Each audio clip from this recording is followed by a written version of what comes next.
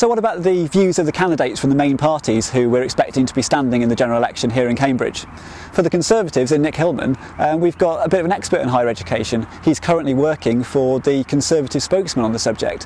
However, Mr Hillman refuses to be drawn on his own views on tuition fees, saying instead that he's going to wait for the results of the current review into higher education funding.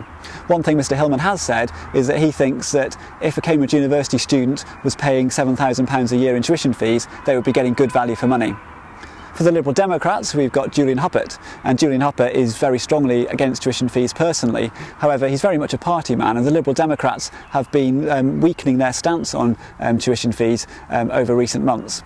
I'm also concerned that Julian Huppert has signed up to a pledge which says that he's in favour of a fairer alternative to tuition fees, and I don't yet know what that fairer alternative would be. As I said, if it was a graduate tax, then I would be opposed to that.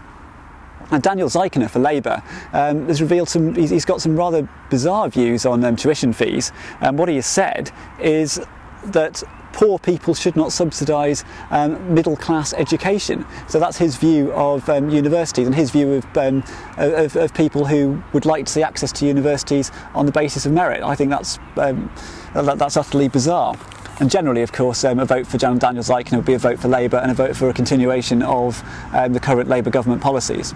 Here in Cambridge, we do have some other options. We've got Tony Juniper and the Greens, and we've got an array of socialists. What I'm getting the impression that most of them are in favour of is to go much further than just scrapping tuition fees. They actually want to see a return to student grants.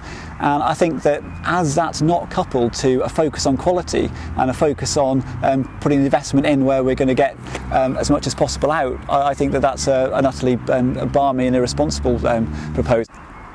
So none of our candidates here in Cambridge are really saying what I want to hear. None of them are talking about a focus on quality. None of them seem to be particularly concerned about ensuring that access to higher education is on the basis of merit. And certainly none of them are daring to say that the increase in student numbers which we've seen under Labour has been detrimental to quality, and it's been the wrong thing to do prior to improving quality of education in schools and creating the foundation on which we can, or which we will be able to expand the number of young people going to universities.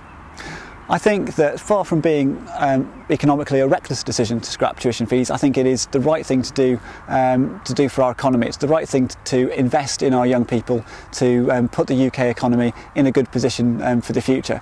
And it's also the right thing to do to address some of the real problems we've got in society at the moment, with young people in debt, young people not being able to afford homes, and not being able to live the lives which they should be able to lead in our relatively prosperous country.